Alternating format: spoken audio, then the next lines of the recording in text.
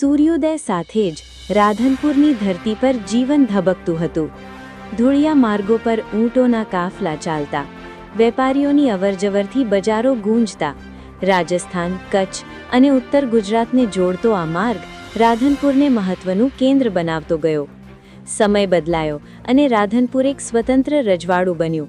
નવાબોના શાસનમાં શહેરે રાજાશાહી વૈભવ જોયો. ભવ્ય મહેલો, સજ્જ દરબાર અને સૈનિકોની પહેરા વચ્ચે રાધનપુર સત્તા અને સંસ્કૃતિનું પ્રતીક બન્યું. પથ્થરની મજબૂત દિવાલો ધરાવતો કિલ્લો શહેરની રક્ષા કરતો.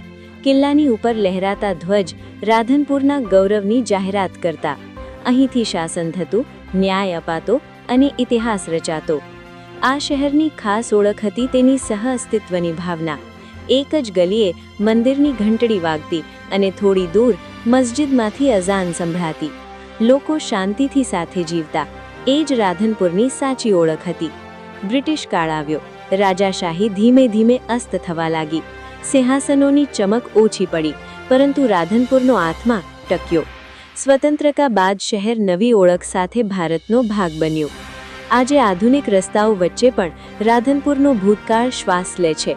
જૂની ઇમારતો, લોકોની બોલચાલ અને સંસ્કૃતિમાં ઇતિહાસ જીવંત છે. રાધનપુર માત્ર શહેર નથી, તે સમયને પાર કરતી એક જીવંત કથા છે.